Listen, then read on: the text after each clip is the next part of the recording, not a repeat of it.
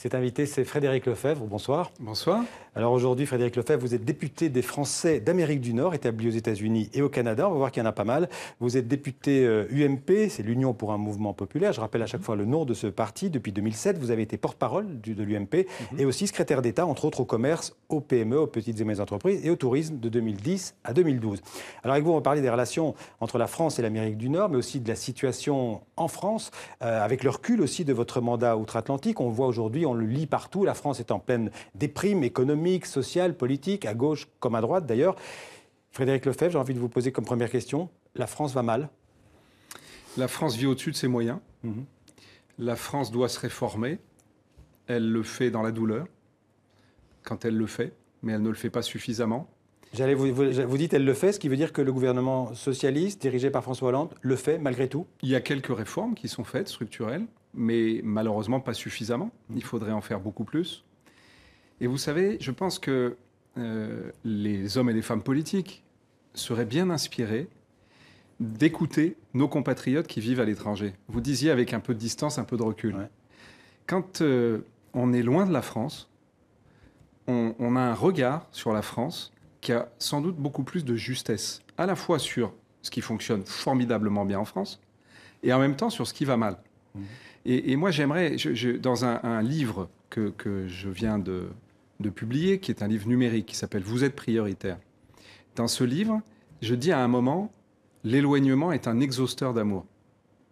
Je pense que quand on est loin, qu'on aime son pays, on a envie qu'il change. Ouais. Et malheureusement, je pense que culpabiliser comme ça se passe en France aujourd'hui, en permanence, nos compatriotes qui partent tenter l'aventure à l'étranger, ouais, c'est se tromper de débat. Parce que ce qui permettra à la France de prendre sa place dans le monde, c'est au contraire de s'appuyer sur tous les Français qui, à l'étranger, entreprennent et qui sont des porte-drapeaux de la France. Vous voyez, je crois, vous me posiez la question de l'état de la France. Ouais. Bien sûr que la France va mal. Mais j'ai un formidable espoir parce que je pense que la France a toute sa place dans la mondialisation, si nous nous réformons. Mais voir la France d'un peu plus loin, ça permet aussi de se détacher de la discipline des partis.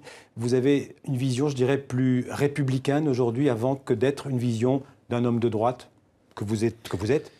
Je suis un homme de droite. Mais je veux dire combien, dans la situation de notre pays, qui est une situation où les Français souffrent, je les vois, je les rencontre, ils viennent vers moi.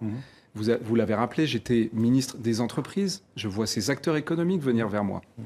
Et quand, par exemple, le Premier ministre Manuel Valls décide, j'avais dit chiche d'ailleurs au président Hollande quand il l'avait annoncé, décide de baisser les charges qui pèsent sur les entreprises. Vous êtes le seul député UMP à avoir voté ce plan. Mais parce que, voyez-vous, je pense qu'il faut être sincère. Et que nos compatriotes qui ont des entreprises, qui sont artisans, les salariés de ces entreprises, ils ne peuvent pas attendre 2017. C'est pour les mêmes raisons que vous avez dénoncé le harcèlement que vous aviez comparé, je dirais, vous avez dit que c'était ce déferlement de haine, plus que du harcèlement, subi, on dit en bon français, ce Hollande bashing. J'avais publié chez un de vos confrères, l'Opinion, une tribune que j'avais appelée « Respectons nos présidents ». Et j'avais rappelé que quand j'étais porte-parole, vous y faisiez allusion de l'UMP, en permanence, je devais riposter contre des attaques contre Nicolas Sarkozy quand il était président de la République. Vous étiez assez pugnace d'ailleurs à ce moment-là. J'étais pugnace. Ouais. C'était matin, midi et soir. Et aujourd'hui, j'essaye de dire à mes amis que ça n'a aucun sens qu'en permanence d'attaquer le président de la République. Qu'aujourd'hui, au contraire, on voit le résultat. C'est que cette majorité désorientée qui est au pouvoir aujourd'hui, qui n'a pas travaillé pendant le quinquennat de Nicolas Sarkozy, elle est aujourd'hui affaibli par son propre comportement dans le passé. Et je ne souhaite pas que nous soyons nous-mêmes affaiblis pour le futur, parce que les Français attendent un nouvel espoir. Vous diriez que la gauche aujourd'hui, que le Parti socialiste en tout cas, est en voie d'implosion ou simplement il est en mutation? Écoutez, sans doute une mutation qui peut passer par l'implosion, mais une mutation qui montre à quel point il y a une fracture qui se dessine en tout cas. Ouais. Et c'est la raison pour laquelle, quand il y a une réforme qui me paraît bonne pour le pays, je la vote. Quand c'est bon pour les Français, je le vote. J'ai dit chez un de vos confrères l'autre jour, je préfère mon pays à mon parti. Ouais. Parce que cette fracture, on la retrouve aussi à droite, entre l'extrême droite, le centre. Où se trouve l'UMP? L'UMP, c'est un parti du centre droit, de la droite? Vous savez, d'abord, l'UMP, il a une histoire. C'est un parti qui rassemble d'anciens partis qui étaient eux-mêmes sur l'échiquier politique, placés au centre, à droite. Et donc, il ne faut pas qu'ils perdent cette histoire. Il ne faut pas qu'ils perdent ce qui a fait sa réussite. Et donc, moi, je souhaite que chacun puisse s'exprimer dans cette famille politique. Alors, vous avez été le porte-parole de Nicolas Sarkozy, Oui. de l'UMP en tout cas. Aujourd'hui, vous le soutenez dans sa tentative de conquérir la présidence de l'UMP. Ce sera le 29 novembre prochain. Donc, vous dites, pour l'UMP et peut-être aussi pour la France en 2017, le meilleur candidat, c'est Nicolas Sarkozy? Si vous me permettez une minute sur cette question. J'ai publié un message que j'ai appelé « Message d'un ami droit à Nicolas Sarkozy », dans lequel j'ai exprimé avec force, avec passion, avec sincérité, la nécessité de dépasser les clivages politiques. Parce que je pense qu'aujourd'hui, ça n'est pas une droite bodybuildée qui gagnerait contre une gauche désorientée qui ferait gagner la France. Et ça, c'est un avertissement que vous lancez à Nicolas Sarkozy. C'est pas un avertissement que je lance à Nicolas Sarkozy. C'est une image de la politique. C'est un message que j'ai voulu adresser. Et j'ai été très heureux d'ailleurs quand j'ai vu le message Facebook qu'il a publié, dans lequel il a finalement appelé, et il s'est appelé lui-même, à dépasser ces clivages. Je vois la campagne qui se déroule. Je vois évidemment que cette campagne a tendance à ramener vers un discours uniquement pour les militants de ma famille politique. Et moi, je pense que le temps est venu de tenir le même langage, quel que soit le public qu'on a face à soi.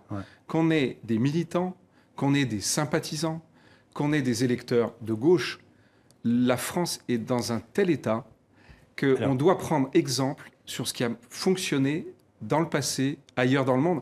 Et l'exemple du Canada est un bon exemple. Je voudrais quand vous posez le une question. Premier ministre, M. Chrétien, souvenez-vous. Jean Chrétien. Jean Chrétien.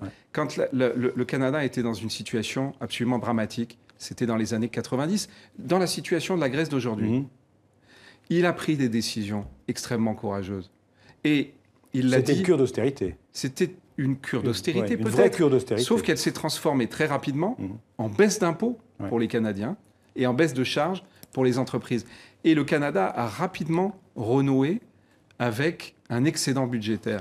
Et c'est ça exemple à suivre. Mais bien sûr que c'est un exemple à suivre. Et ça doit être un exemple porté par toutes les forces politiques, qu'elles soient de droite, qu'elles soient de gauche. Il faut sortir des affrontements stériles. Je le dis avec vraiment une conviction que vous sentez la sincérité de mon message. Je veux qu'on dépasse ces clivages. Je voudrais parler des relations France-Amérique du Nord. D'abord, une question politique internationale. Frédéric Lefebvre, est-ce que vous approuvez la participation de la France à la coalition contre l'État islamique en Irak?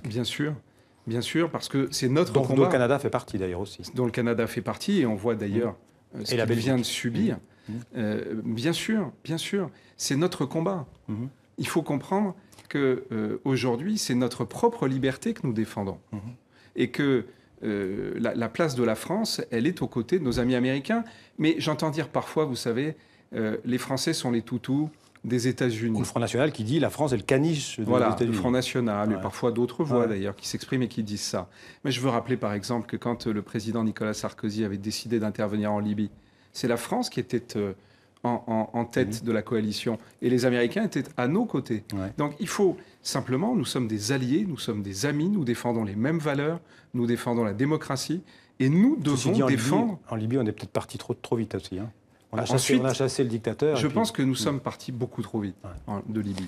Alors, pour vous dire le fond de ma pensée. Mais ça n'empêche pas que quand États-Unis, Canada, France, Angleterre et toutes ces démocraties qui se lèvent pour défendre, pas des gens qui vivent loin de nous, mais pour défendre nos propres valeurs, pour défendre les chrétiens qui sont aujourd'hui massacrés, pour défendre nos compatriotes qui vivent dans un certain nombre de ces pays et qui sont eux-mêmes, qui subissent des violences inacceptables. C'est ça la vérité. Alors, un mot sur les Français qui vivent aux États-Unis et au Canada. Je disais tout à l'heure qu'ils sont nombreux, 85 000 au Canada, au moins, si mes chiffres sont corrects, 130 000 aux États-Unis. Vous encouragez d'autres Français à suivre leur exemple? Il y a encore de la place pour des Français là-bas? D'abord, ça, ce sont les chiffres, vos chiffres sont tout à fait exacts, ce sont les chiffres des gens qui sont officiellement inscrits sur les registres au consulat. Mais les Français sont beaucoup plus nombreux. Beaucoup plus nombreux. Au moins 2 fois. Parce qu'ils ne s'inscrivent pas tous sur les listes. Bien sûr. Et alors, oui, c'est intéressant la formule est-ce que vous les encouragez? Vous voyez que la mode, elle est de culpabiliser tous les Français qui partent. Mais je pense au contraire que c'est l'intérêt de la France que de plus en plus de Français prennent leur place dans le monde. Et que, par contre, pour que ça soit l'intérêt de la France durablement, il faut que la France investisse sur eux, sur les écoles, par exemple. Alors que, malheureusement, aujourd'hui, on voit que sur les bourses, on est en recul, que sur les détachements de professeurs, on est en recul. Je pense par exemple je pensais à Miami, j'avais hier au téléphone des Français qui sont inquiets. À propos de fiscalité, justement, la fiscalité des Français établis à l'étranger a été modifiée en 2012. Oui. Et vous voulez revenir à l'état antérieur de la Là encore, de la quand je dis fiscalité. il ne faut pas culpabiliser, sous prétexte que ces Français sont partis, on fait comme s'ils avaient fui la France et on veut les pénaliser. On a mis une CSG sur les biens contribution sociale généralisée, immobiliers. ouais. Donc on leur fait payer des taxes sociales alors qu'ils bénéficient de la protection sociale du pays d'accueil, pas de la France. Et on se retrouve avec des Français, quand ils vendent un bien qu'ils ont en France, qui payent 50% de la plus-value à la France, qui, s'ils louent un bien, se retrouvent avec 100% d'augmentation sur les revenus fonciers de leur taxation. Donc vous dites qu'ils payent trop d'impôts, les Français établis hors de France. Mais de manière injuste, plus que les Français de France. Et donc, je me bats contre ce dispositif. Et j'ai une bonne nouvelle à leur annoncer à tous. C'est que dans une décision, dans les conclusions de l'avocate générale, dans une affaire qui est devant la Cour de justice européenne, la position que je défends, cette position, elle est aujourd'hui partagée par l'avocate générale. Il faut attendre maintenant 2 ou 3 mois pour attendre la décision de la Cour de justice. Mais d'ici là, le gouvernement vient d'accepter, il a accepté, je le lui ai demandé cet été, de constituer des groupes de travail. Le premier se réunira vendredi prochain. Ben, j'espère, je le dis à votre antenne, que le gouvernement saura trouver avec nous une solution avant que la France ne soit condamnée par la Cour de justice européenne. On va suivre cette affaire. Merci Frédéric Lefebvre d'être venu, donc député des Français d'Amérique du Nord, d'être venu sur le plateau du 64 minutes. Merci. C'est moi qui vous remercie.